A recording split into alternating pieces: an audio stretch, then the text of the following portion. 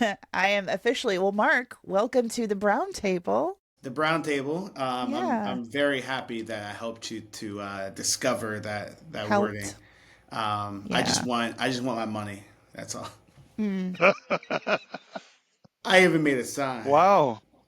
I Wow. want my money, and I even had the brown shirt on to Wow. remind you that I want my money. Uh, got it. And like, how much money do you think that you deserve for that My little my nugget people of wisdom? will contact your people, Oh, your and they'll people. figure that stuff out. Boy, I know you don't got no people. You're over there just doing it all yourself. Is you ain't got no people. Solopreneur. Um, Yeah, I think if you maybe hadn't spent so much money on like custom outerwear, and that obnoxious logo behind you hanging up on the wall. Wow. What do we even call that? Your hoodie's in the mail, by the way. Is it? Yeah.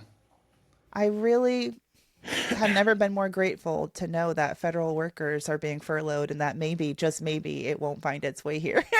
'Cause our government is falling Carrier apart. pigeon. Carrier pigeon. Wow. Courier Vision, not We'll Courier get you. Vision. All right. We'll get you. Well, if y'all have not heard of Mark Russell, what's wrong with you? I think have you been on the show before, Mark? I I had have you not. on. I haven't been invited. No, I Really? lied. I lied. Wow. No, one. How's Me that and Delianne. possible? Delianne and I were on Oh, I together. brought you on for like a bonus like Halloween episode. That's right. Yeah. I It was just didn't trying count. to probably appease you. Like, I'll throw him a bone. Get on the Halloween episode.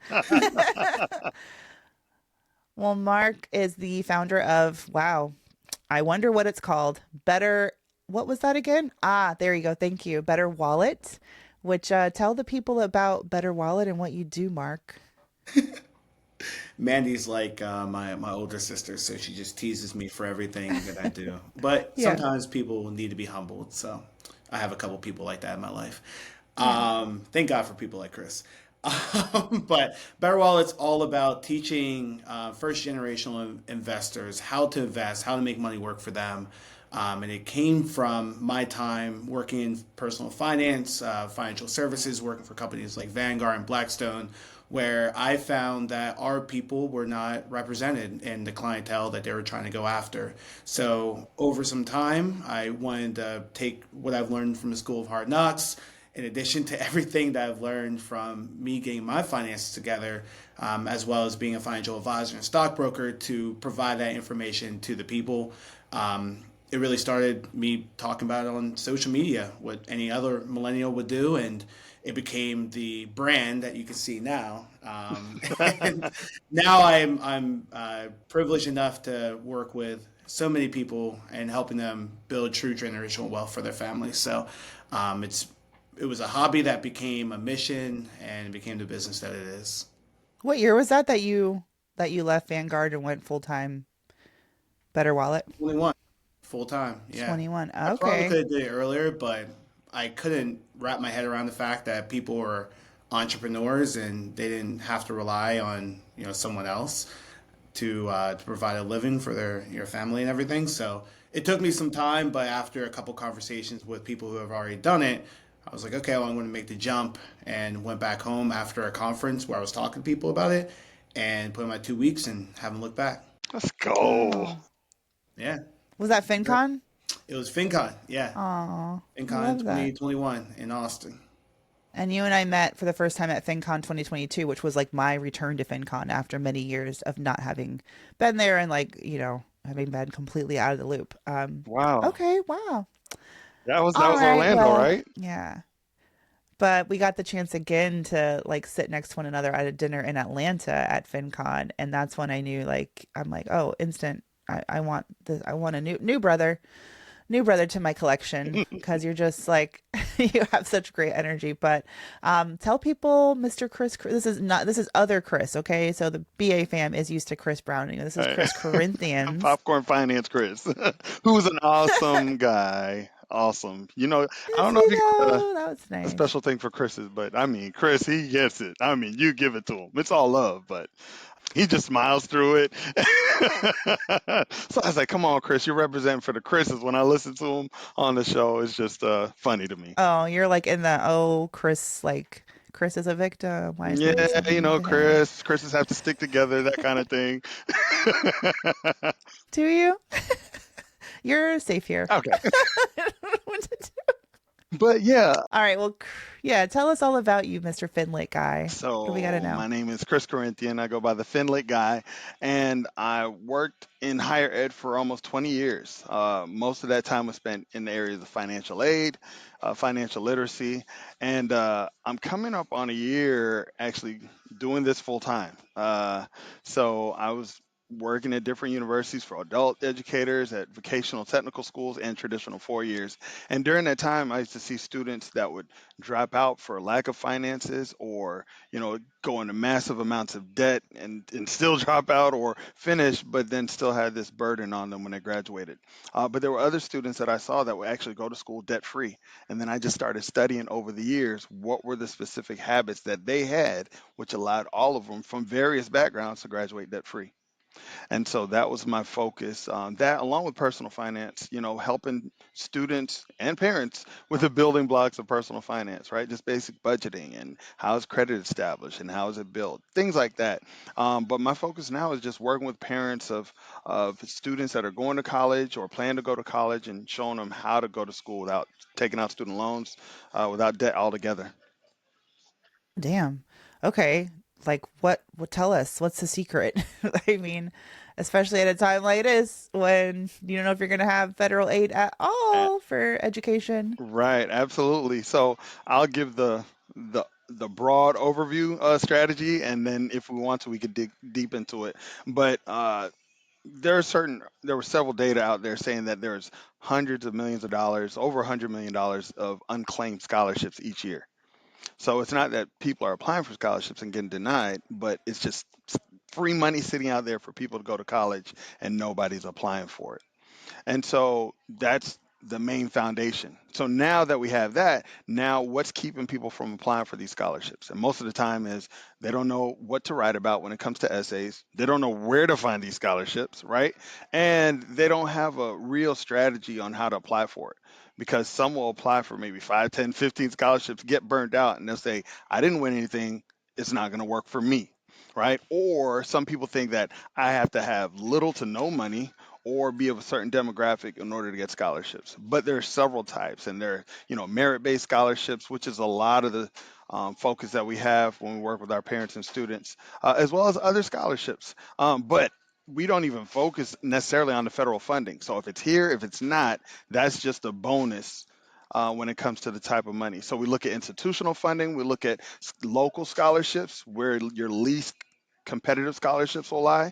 So with the school district, with your school, with different organizations and businesses rooting for the hometown heroes or rooting for those students that are in their local community. And then when you have those specific majors that you're tied to, then it just brings down that competition barrier much lower and increases the chances of success.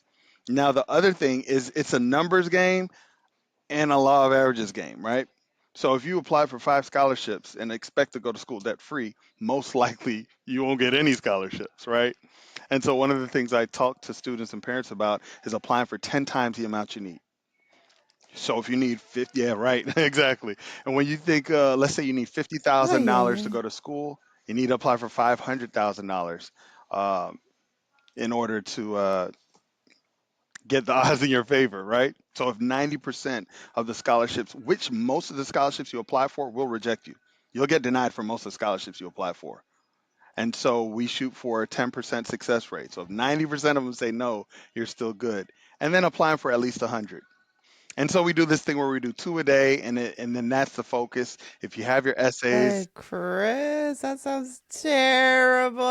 yeah, I know. But the money that you get in the back end, I Yeah, mean, the- if it But works, if it you're works. there, so you're like there to hold their hand and like yeah, coach them through that process, right? absolutely. But the hardest thing is just having your Okay. 5 essential essays because you usually use just the same 5 over and over again and just tweak a little bit of your story. And once you have that hardest part out the way, then all you're doing is wash, rinse, and repeating. You don't have to look for scholarships because you have them all there now. You have your 5 essential essays. So all you have to do is copy, paste, and tweak. And so you might spend 20, 30 minutes a day, just click, click, send. You have everything in the drive for you. So now you can spend 20 to 30 minutes a day and it's not overwhelming. Has how many of your clients are like, well, can I just get Chat GPT to write this for me? How many of them are? So what's interesting is that because I looked, when ChatGPT first came out, you could just put that in and say, "Hey, I'm going for this scholarship," and boom, boom, boom. But now Chat has this fail safe to where if you put it in there, it'll say, "No, we can't respond for scholarship Mm, things." So now, because what some people used to do is they say, "Okay, here's my information. Here's a scholarship prompt. Write me an essay so that I can win this scholarship," yeah, right? But now legit. most of the organizations are doing their AI check to see if you're using any type of AI to write your essays. So if you do that, they'll catch you. And a lot of professors, everybody's starting to see if you use any of those AI software to get it. Ooh, okay. All right. I mean, that sounds incredibly useful, but like as a business, how are you making money off? Because you said you've been in this for like a year. How are you supporting yourself? So glad you asked. So when I bring um, parents and students in, I assign coaches to them. So one of my coaches, she won over $1 million in scholarships. And so she helps them find the scholarship. She just uses a lot of the same procedures and spreadsheets and everything that she does, and then she's assigned to them. I have another guy. As a matter of fact, I met him at FinCon too. I have another guy who actually created a course specifically for writing scholarship essays. He's an English teacher, and then he says there's a difference writing an English paper than it is for telling your story. And then he takes them through the hero's journey and all these other things, and then he's assigned to them too, right?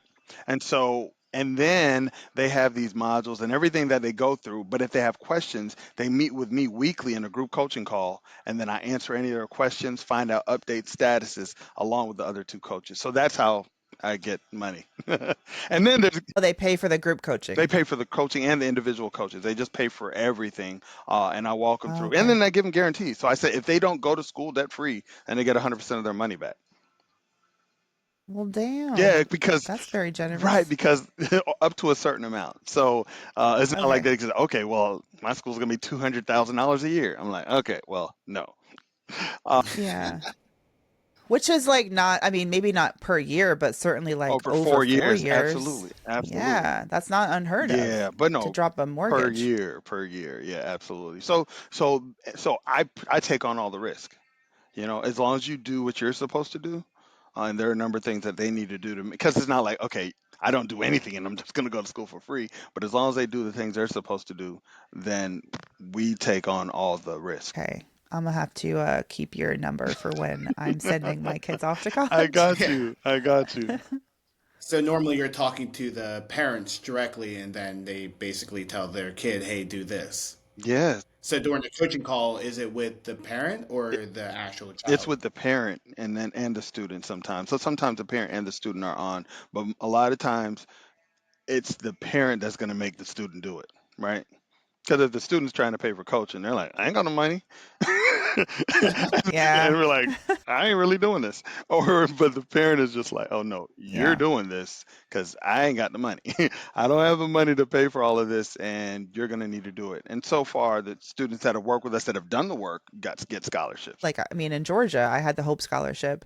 Did you go to school in Georgia, Chris? Yes, yes, yes. Okay. Hmm. Yeah, so I had hope, but then my brother who's 5 years younger than me behind me, he had hope too, but it wasn't as generous by then. They had like made it tougher to qualify Hmm. for the full benefit and like so he graduated with like 50K of student loans and I graduated with 8. So Yeah, it was yeah, only I mean 80% of tuition, whereas Hope paid for everything. It's like, okay, we'll cover all of that for yeah. you versus 80% of just tuition and not the fees. But thank goodness I did not have like that much debt because it really is like you're starting off your life. And at the way that they talk about student loans too, it's almost as if, well, this isn't really debt.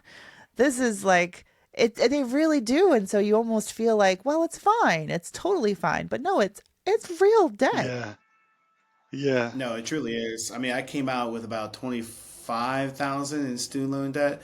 Mm. No, I lied. No, it's my car payment. It was 50,000. It was 50,000 altogether, and then my car was about 25.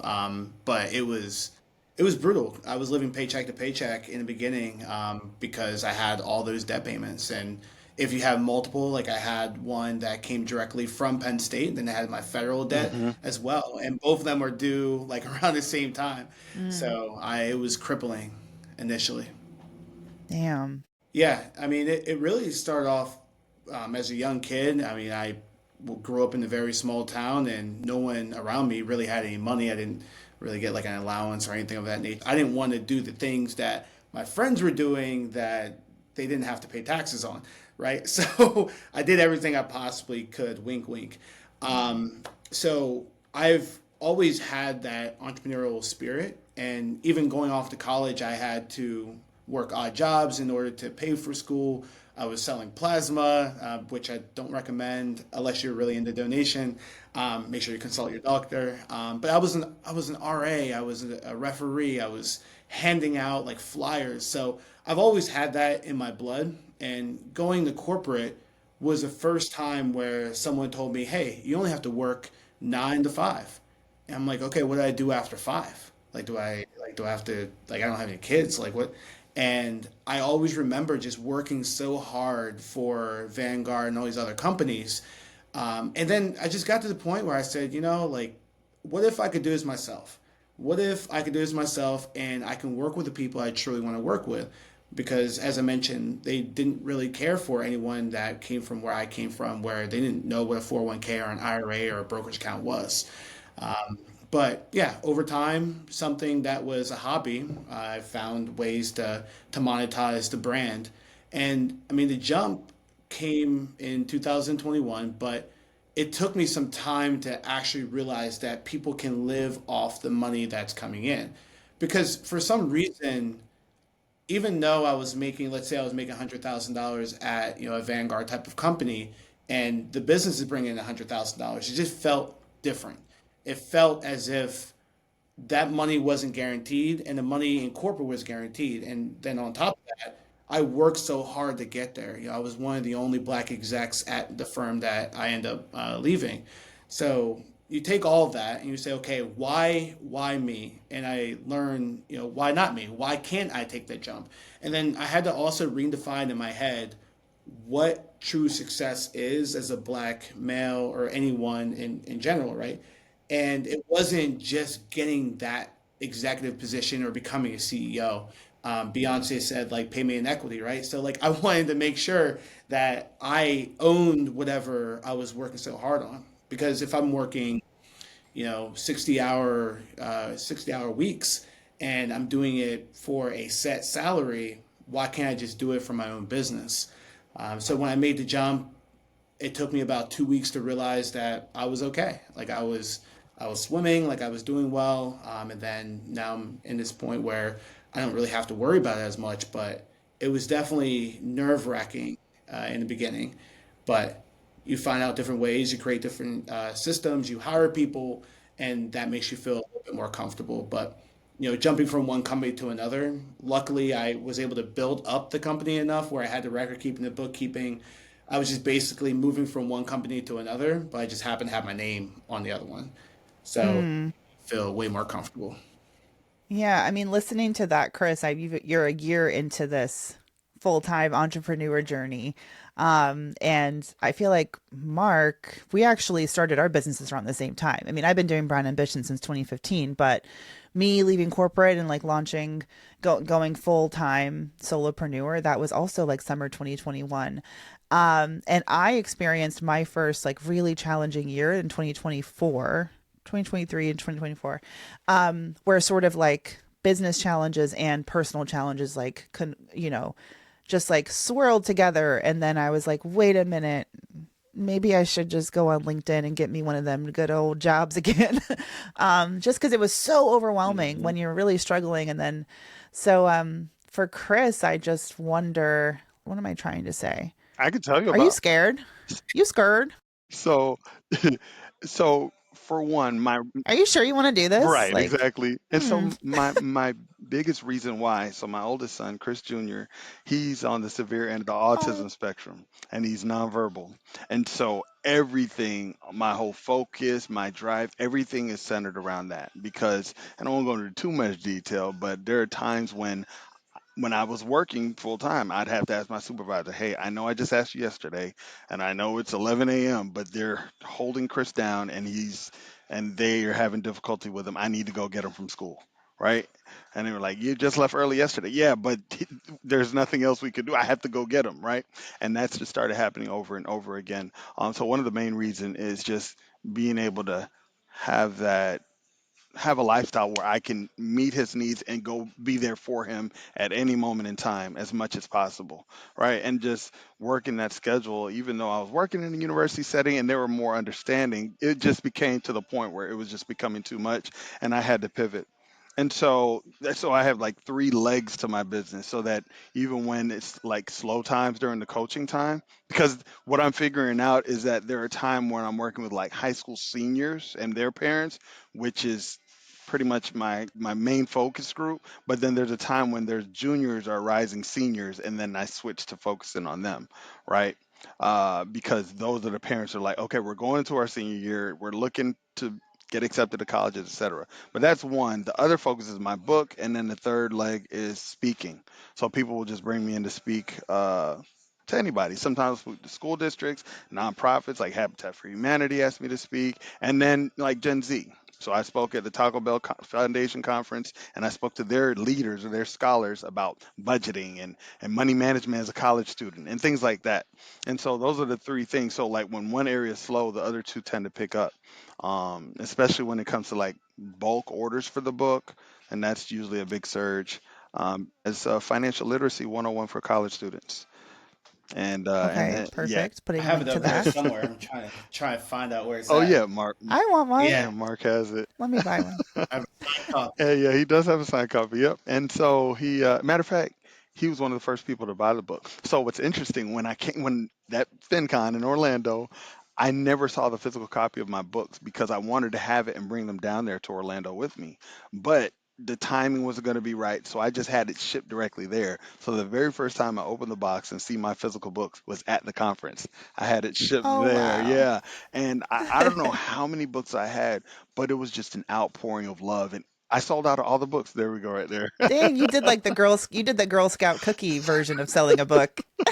You I set up a little literally table did. at FinCon. Yeah, and then there was another travel company, like a travel MLM company, and they were there at the same location. And Yeah, then I forgot about that. I remember yeah, they that. like try to That was take wild. over. They had FinCon right next door to the MLM cult. Yeah, and they were like, I'm like, are "Oh, y'all trying to start a fight or like what are y'all doing? Yeah. It was giving it was like, warriors, because like, we can yeah, take it there if you want to, you know." But yeah, but yeah. they supported me, and they were like, "Oh, we see what you're doing," and um, they ended up purchasing the book. So Oh, that's how nice. it's kind of been going. And then what I did was I just tried to take as much money as possible and then just put it away for a rainy day. Like I had a business emergency fund, and then I just put it in this account, and I said, all right, told my wife, all right, when my portion for the monthly income comes in, you just take it out of there and put it into our joint account. I said, I don't even want to see it, you know? And so that's kind of what's been working out for us right now. And then that built a sense of security and safety for her because she's like, it's a wild, wild west. I don't know what you're doing. Like, when Oh, what does she do? she's a school counselor. So she's a high school counselor. So she's That's doing that. awesome. That's what we do, though. Our entrepreneur, like Mark, I know that. Well, I don't know what your situation is because you don't be telling nobody, but I do feel like we are entrepreneurial people. We are drawn to the 9 to 5, like stable, kind of vibe. So my husband works for the government, which actually is not stable at all. We have learned, but the way that I'm like, yeah, babe, just give me your healthcare benefits and then I'll do whatever, I do out here in these entrepreneur streets. And he just kind of like pokes his head down sometimes and he's like, so you making money? I'm like, yeah, yeah, it's great. It's fine. Bye. I Right. think that stresses like the importance of like true financial management, like as you're going and you become an entrepreneur, because I think a lot of times people believe that being an entrepreneur is going to save them from a financial standpoint, but if they don't have their personal finances together, if you go and run a business, that's like level five. You need to worry about like level number one first, because your Mm. finances will be in shambles if you don't get it right on the business side of things. So for me, it was even though money is coming in and all the things, I still manage my budget off of, $70,000 a year. And I'm trying to work with the record keeper to not have to pay myself more because I don't want to increase my lifestyle or inflate my lifestyle because in worst case scenario, I have to go back to corporate. I want to find a job that is aligned to that as a worst case scenario. That's good. So it's so incredibly important to just make sure your finances are taken care of before you start the entrepreneurial journey. Yeah, man. I mean, I don't know about you, Chris, but it was a lot of like smart financial decisions like I was making, and like I was really good at my finances, but then I done had these kids. And it was just like something I'm actually so tired because I was up all night writing this chapter for my book, which I'm working very hard on. And this chapter is called, I named it Resilient as a, and And in it, I'm talking about building like all the things I did in my 20s and early 30s to build financial resilience so that I could lose my job, I could be fired, I could, be sort of like corporate couldn't touch me. They could do whatever they wanted, but like I was going to be okay. Hmm. And I did such a good job. I kept lifestyle inflation low. I was like you, Mark. I was like, what? We're not going to be able to pay this car in cash. I don't want it. Like I wanted like a modest home. I did not want to spend beyond my means. I wanted to keep I live in New York City, and my friends are upgrading their apartments with every raise or every promotion to get that in-unit washer dryer and going to all the events and the bottomless brunches and whatever. And I was like, oh, no, no, no, I'm keeping my expenses very low so that basically I have freedom to fail, to have challenges, and to like really just spend the money in the way that I wanted to, spend it. But then I didn't have these kids, and now I'm in the suburbs, and like there's things that like spending basically dropping a mortgage payment on childcare so that I can be free to do this business is so challenging. And like I don't know if you feel that too, Chris, but 1000%. You see me nodding. I'm like, yes, okay. yes, and yes. Cause like I know I'm smart, but like sometimes the wisdom, the rules of, the guidelines don't apply Oh my to goodness. Yes, yeah, one thousand real percent. Because life. you're like, wait a minute, where's all this money going? And it's like, oh yeah, these Yeah. Yeah. kids you got over here. I mean, and then you're like, okay, and then things come up. And then it's with Yes. daycare and school and oh my gosh, like I was. See, you said you were up all night, but I've been up since 2:15 this morning. My 4 year old was like, it's time to be up now, Dad, and he Oh never went God. to sleep. No, Chris, but why are we my 5-year-old came downstairs at 4 o'clock and I said, no. I was like, let's get you the melatonin gummy right now. Cause you need to be gone. Right now. Why do they do that, Chris? Yeah. Two I o'clock. know. When do you go to bed? Well, It's like get up early and get your hours in before they wake up. Well, this is what that's happens. what They happens. sense Yeah, they're it. like, wait a minute, Dad's trying to be productive. Okay, I'm up. Yeah. Oh, So how do you yeah. guys manage like the day-to-day expenses? So I don't talk a lot Uh, personally, but I don't have any kids. But I'm kind of yeah. curious on how you guys go about managing your day-to-day expenses with having, kids or multiple kids, and then also preparing for the future, investing for like schooling or whatever it might be. Chris, I got nothing. I'm struggling. I was like, let me hear I'm what t- Manny got to I say done first. told No, I done told BA fam, like I'm very honest, the past, and I mean I've just relived so much of the challenges of the last year, and the hardest thing for me was my first year or two in business. I was doing great, and business is coming in, but like Mark, how many hours does it take? Like we're like producing our courses, and yeah, you can hire help, but like you're still the engine driving the business, right? Like it's a personality leveraged business. You got to show up on social and, sell to your audience and do the webinars and all that kind of stuff.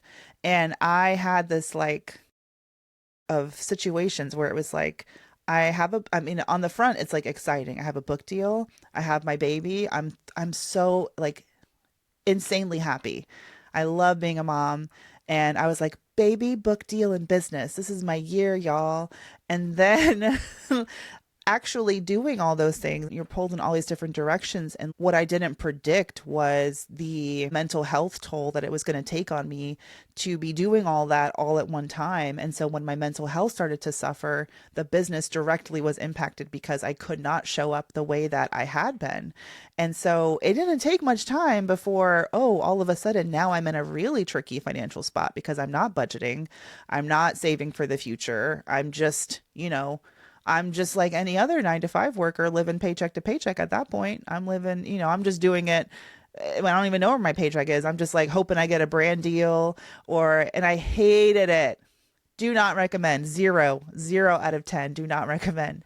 And I found myself doing, like just making the best of, like trying to pick the best of bad options, for like, I'm not talking about like payday loans or anything like that, but, like not doing the smart textbook version of managing my finances. And I've always had a lot of empathy, even as a personal finance journalist. I always hated advice that felt too sterile, like not really leaving room for the human element.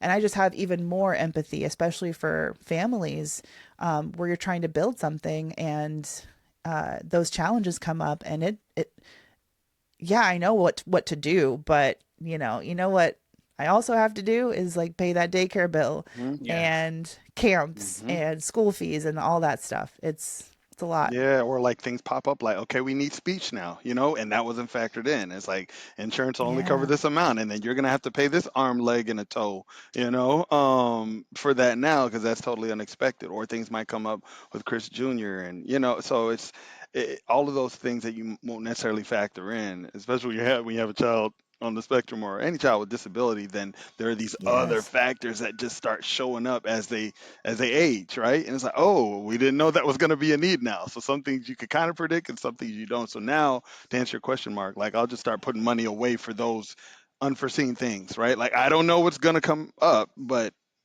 whatever it does, this will take care of that, right?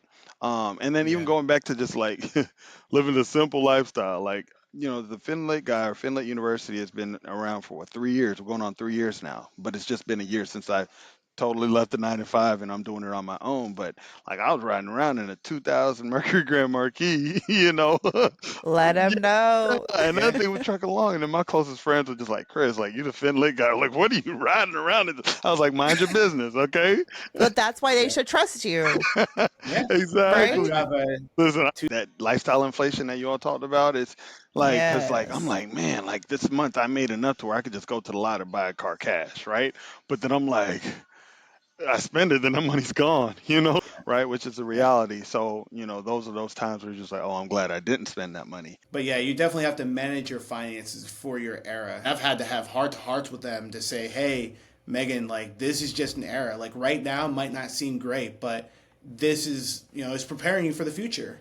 And sometimes Man, things not you happen and calling Megan out. Like, no, I just used a random name. I know. Oh, who was Megan? Who was Megan? Girl, it's me. I'm Megan. I am Megan. Everybody. But Okay. but truly, I would have to have a conversation. I would call Where were them and you? say, Where was my hey, conversation, Mark? Where we was my talked pep about talk? we didn't talk about this when I was we had a hike in New York and we talked about this. I brought my child with me. I wasn't focused, Mark. Like, you know that. I flew the whole way Um, to New York you to have a did. You flew all the conversation. way out for a nature walk and you flew back. That's why you're so much like my brother. And that's why I love y'all so Wow. much. That's I was going to bring up community to y'all because, mhm. first of all, as two men, well, this is the first time I've been like a minority in my own goddamn podcast studio. Okay. Like, Come on. I don't like Come on, it. progress. Yeah. Is it though? I I don't don't know. Let's know. ask the family. Let's ask the community, right? We're talking about community. See, Let's ask the Yeah. community what they think. let's run it back and see how many times y'all interrupted me. Actually, I think I'm I'm the I one have who a bad interrupts habit with way that. more. You just get excited. It's not, I don't, yeah, you get excited. You're just like, anyway, my brother, you're tired of hearing that. No, but community and supporting one another. And I just need y'all to talk about y'all's friendship and your relationship as like a support for one another because the way that I've talked a lot of very candidly about my challenges the past year, but it is through community and support that I am on the up and up. Like I got my mojo back. Making money again. Don't worry about me, y'all. Brown Ambition is slaying. I had everything I needed, right? I had all the tools I needed to make money again and to like go back to business, but I was suffering from that lack of self-confidence because of how difficult things had been. And the antidote for me was talking about it and opening myself up to being vulnerable and so like people could pour into me. And I know y'all have a special sort of like relationship and I want y'all to speak on that. as Yeah. two dudes, like just Yeah. trying to make it in the world. No, definitely. I mean, I could speak about Chris real fast. When I find like really good people, like I latch onto them. And Chris was someone where I felt like I've known him my entire life. He's just down to earth, like, straight to business, like sometimes. And I just like having that balance. But, Chris and I, we text maybe like every other week, every Right. month about any random topic. A little bit about me, just personally, real fast, and then we won't dive any further into it. Well, I'll be the judge of that. It is my show, no matter I what that sign behind you says. But yeah, go ahead. I haven't had the fortune of having very close family members, and especially family members that understand what we do. So my good friends are like family to me. They're my brothers and my sisters, and when I say that, I actually mean it. Where if someone says, "Hey, I need you to be in New York, and we're gonna go hiking together for whatever reason with everyone else," I'm like, "Okay, sure, I'm gonna be there." And I hold true to that. Given that I don't have that family component that I think a lot of other people have, so I see both of you guys being my family. I agree with everything he said. I mean, Mark has from day one. It's just like okay, he instant brother. Like I can talk to him about anything. And then here's the thing about this space, because when you're talking about money and you're talking about personal stuff and just general vulnerabilities, right? Like usually you don't find that guys like, hey, let me be vulnerable with you about some of the most things that I hold dear to my heart. But no, with Mark, oh, just I can talk to him about anything, and he'll be direct but supportive and encouraging all at the same time, right? Like I know that if I say something to him, it stays with him, right? And he's encouraging at the same time. Like it's rare to find a human being like Mark. This is my brother for life, and it's like there's certain things you could just feel and you just know. It's hard to explain, but there's some people you just click with and you just know. And so over the past few years, it's just been like that. Like when I had the screening for the show, like Mark was there, right? Like I could only invite a handful of people, but he was definitely one of those people that were on the list Wait, what show? for the PBS show. And so it was a show that started out as supposed to be a one episode pilot that was turned into 4 episodes, and it was just going to be in the Atlanta area for PBS, for the network WABE, and then the national level for PBS said, "Hey, we need this show. This is something separate. This is my money Okay. mentor." So me, along with my Oh. co-host, certified financial planner Jacqueline Shattuck, the two of us tag team, and we work with real people, real situations regarding money. And it's an 8 episode season, so it'll be in your on your local PBS stations in April. This is exciting. I did not know that. Yeah. So thank you. Congratulations. Yeah. So it's really Yeah. been. Come on here, promote something. Where's your sign? I Gosh. was gonna wait to the end where you do the brown thing.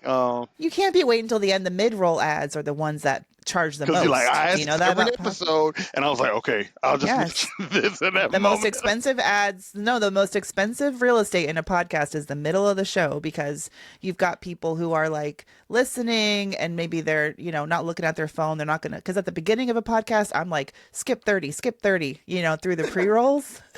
But the middle, it catches It's them just off like, okay, guard. here we go. So Right. yeah, so Yeah. that Mark was there for the pre-screening of that. It was at Morehouse College, and he was there, so it was historic and the historic location, and and we aired the first episode, which was a student who It was graduated from so good. Morehouse. It was just amazing for him to be there and Fun. supportive, and like I said, there are people who I've known for what 20 plus years, but Mark is one of those people who just instantly just kind of leapfrog to one of the closest people that I call friend and brother. So yeah.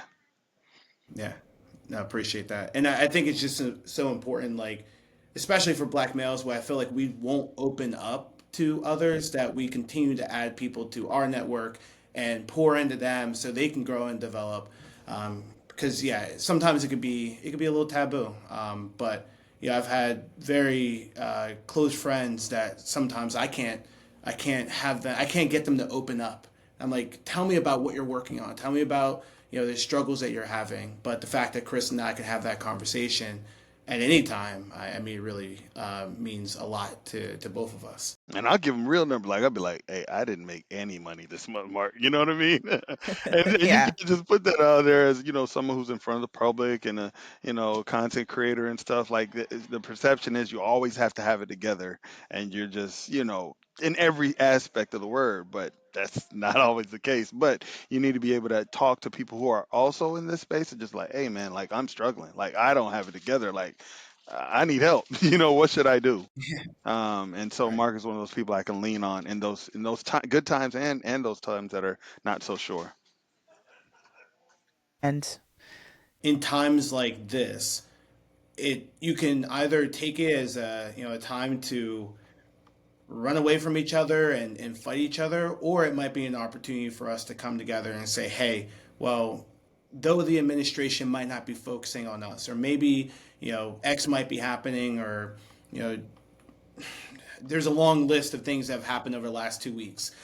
We can always take it as, okay, this is negative, or we can say, okay, well, this is our time to make sure that, number one, it never happens again. And then number two, that we're accomplishing what we need to accomplish together over the next 4 years. So that gives me a lot of hope. Mark knows my story. Like day after my oldest son was born, they said, "Congratulations, but we got to let you go." And then 2 months after that, losing everything in an apartment fire, no renter's insurance, right? And so, like, Red Cross had to give us a gift card to get clothes from Walmart. And this is right when I'm in my 20s, creeping up to six figures in income, right? Going from losing everything, hitting rock bottom is like it can only go up from here, right? And so that's kind of how I live my life, knowing that okay, I've been at the bottom and I survived. So I always remind myself of that saying that Jim Rohn says. He says everybody goes through all four seasons. You have your spring, you have your summer, but guess what's around the corner? Fall and winter. So either you're in your winter, you just came out of a winter, or you're about to go into your winter. But if you just keep holding on and keep the faith, then just know that springtime will come again. And so I always think that no matter what type of circumstance I'm in at the moment, I just know that spring is right around the corner. And so I just try to live with that mantra daily and just try to tell people about it. And then it gives people a different perspective. No matter what they're going through, it will eventually get better. Yep. Totally agree. yes. Which season do you guys think you're in right now? I'm fully in my winter thaw into spring, spring chicken, which is very exciting. Yeah, I feel like I'm definitely in my spring. There's things that I've always dreamed of doing that I'm able to do now. Like I grew up being around my dad and my uncles that would just travel all over the place because of the military. So I grew up in a very strong military family. And I would always want to go to places like Bali or go to places like from Mexico to Europe. And the fact that I have the opportunity to do that, I mean, I take full advantage. There is a budget, but that budget is one that is of abundance. That's when I have my summers. Okay. But when I'm here and I'm in my mode and I'm grinding through, I'm definitely in the spring mindset. Yeah, okay, that's good to know. Where are we going to see Beyonce in Paris then, or like what's That's happening? what it Are sounds we, like. Yeah, because I saw Usher this year, so I'm really happy about that in New York. I don't know if I will see Beyonce. We'll see. interesting, interesting. I'm still I'm Can still we I saw appreciate the shirt. album of the year, Yeah. baby? be Long careful my words. overdue, my queen. She's the reason I woke up. I don't know. I wasn't even asleep. Well, you know this, Chris. I fell asleep putting my 5-year-old down. I took a little cat Mm. nap in a twin bed. My shoulders are effed up. I'm like, why didn't we get him a full bed for us? And then I just like I went downstairs and I was watching clips of like Beyonce's acceptance speech and Dochi's acceptance speech, and I will have never been so tired than I was yesterday. But then it was like I had a jolt of caffeine in my veins, and I just got up and I was like, success is the resistance. Like our creation, like creating and making art, and I feel in some ways, what we do is so creative, and we are building something, and I just felt so called to that purpose. This morning, this day is just all one big blur right now. And I'm just excited to feel that way again, and it's giving very big spring energy. Well, we didn't do Brown Boost, Brown Break. Do you guys know that segment of the That's what show? I was saving my show, my I always my forget. PBS show for. Oh, let's do it really fast. Do you know Brown Boost, Brown Break, Mark? Do you listen to the show? I have listened to a lot Look of at your them, face, man. but never, but never till the end. Never to the end. Never till the end. No. So you normally it's like the first like 10, 15 minutes, especially if you send one my way, I'll listen to it. Goodness. I don't got But time to be individually promoting my show to you. Brown Boost is good. Brown Break is something bad. Chris, go. What's your Brown Boost or Break? So I guess it's one of the same, right? So the brown break is that, there potentially federal funds to pay for college could go away, right? Which will be a lot to make happen, but it was put out there, right? So who knows what the powers that be are doing behind the scenes to make that a reality. But the boost is that you don't have to rely on that. There are things that you can do if you plan accordingly to put yourself in the best position to still go to school without debt, without student loans, and even if you don't get those federal grants, you could get stuff otherwise. So that's my brown boost, brown break. Okay, so you're boosting yourself because we need to put the link to Oh, your book and to your okay. program because you actually, and there's not like a one size fits all approach to like getting scholarships. It depends on like all your like your personality, your focus, your education, whatever you're looking for, where you live. So we got to get people into your coaching cohort Sure. so they can get that help so they can yeah, get Absolutely. their kids to school. If you go to yourdebtfreedegree.com, you could just, it's a free video that walks you through all of the stuff in detail.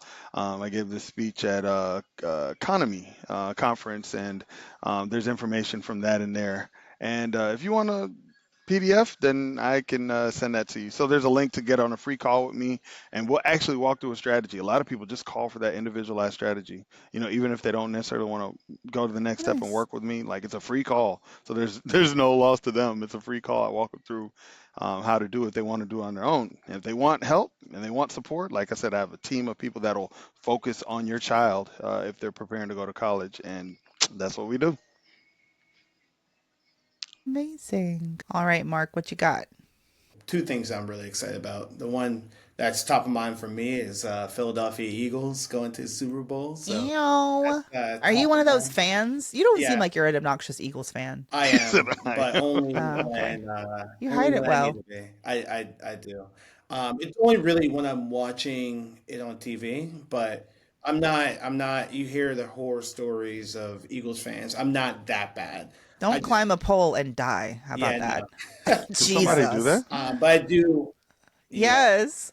that's Like why they grease the polls anytime that Philly has they win anything, they basically. didn't grease that one good enough. Or maybe they What? did. Oh, Yeah. But yeah, I mean, I'm really excited about that. I am a passionate fan where I expect the best from the players, but I'm not the type to do crazy things to people because they are from the opposing team.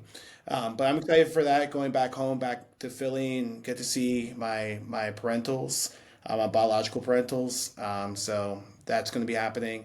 And the other thing I'm really excited about is that there are a lot of people this year that are looking again to invest and get their finances together. A lot of people are saying 2025 is their year, and they are actually not only talking about it, but they're actually going and putting pen to paper and putting things into action. So we've seen a boost in a lot of people signing up for my free investing class, which has been great.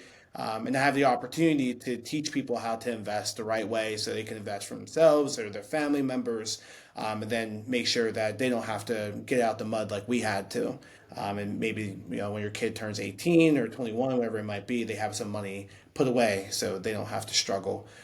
So I'm really excited for that. Congrats to the Eagles. I'm excited for yes, y'all. I think everyone's congrats. rooting for the Eagles because Yeah. we can't root for the Chiefs, right? No one likes them. They win too much.